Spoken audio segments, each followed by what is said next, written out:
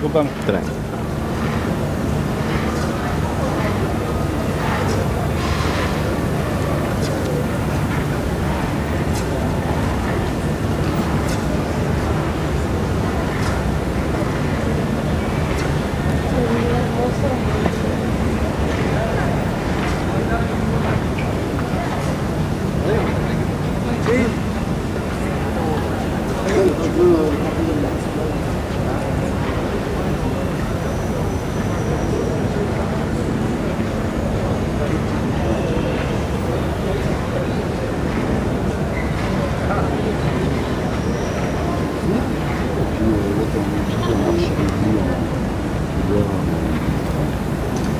Généralement, on travaille sur 200.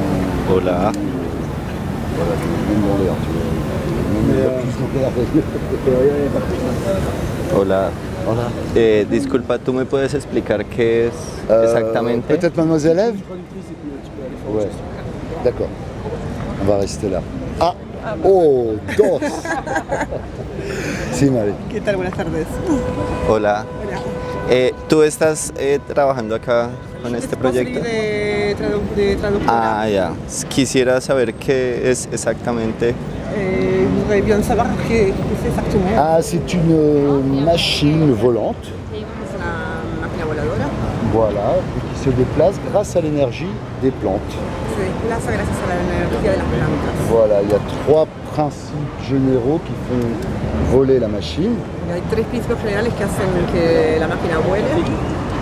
Excusez-moi.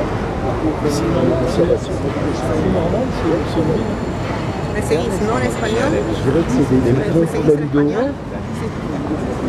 Francés. Tatiane, pardon, excusez-moi. Ya, Son tres gracias. principios generales para que la máquina vuele. Ok. Ouais, d'accord. Gracias. Ouais, elle a des évolutions, on fait une petite évolution. Non, là-haut, ça oui. Esa tecnología que utilizan. Tu chopes. La tecnología que usan, que es básicamente Vamos a explicar, vamos a... C'est- Donc il y a trois grands principes, autour de, disons, deux grands principes. D'abord le gaz qu'il y a dans les ballons. Uno de los primeros principios y principales es que están los gases adentro de los globos. Voilà, c'est un gaz qui provient de la décomposition des plantes, c'est-à-dire du compost.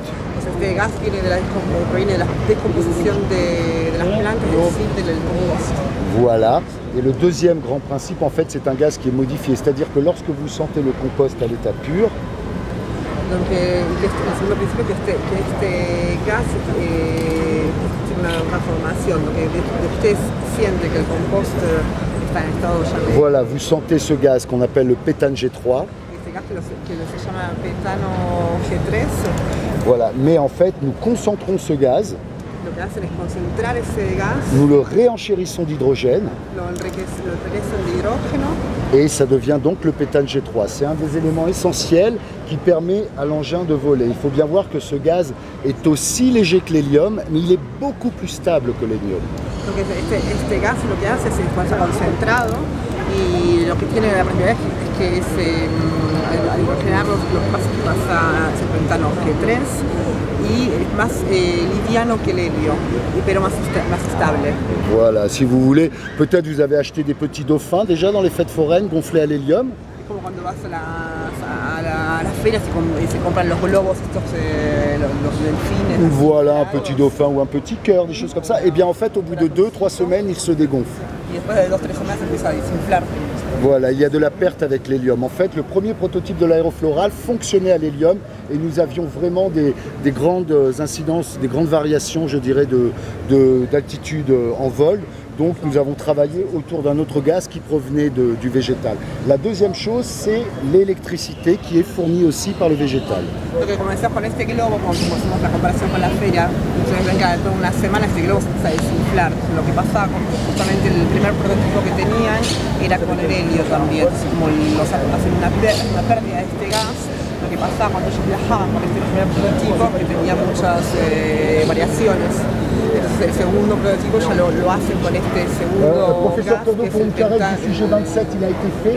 Essayez de passer sur la grande niche. Donc la segunda... Oui, tout à fait, on est en 07, on est très bien remonté. Donc la deuxième, La deuxième, c'est l'électricité qui est fournie aussi grâce à l'énergie des plantes parce que tous les êtres vivants dégagent de l'énergie, les animaux, les hommes et les plantes. el segundo principio es la electricidad que está generada por la energía de las plantas, porque por ejemplo cualquier ser viviente, ya sea planta, animal, ser humano, o sea, emana energía mientras que esté viviendo.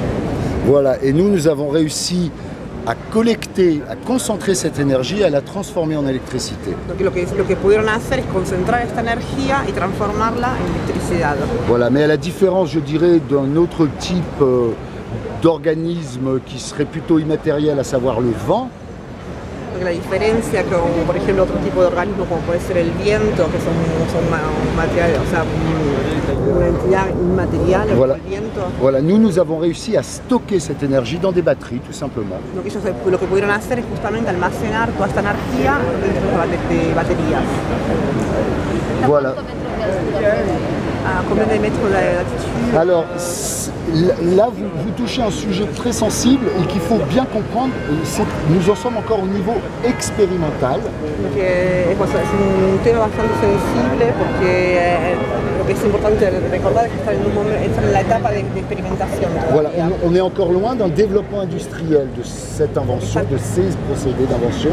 Los que están lejos todavía de estar en un estado industrial, de producción industrial. Voilà. Et donc, en fait, nous n'allons pas très vite, nous allons à 30 km/h. Significa que no van muy rápido, o sea, van a 30 km/h.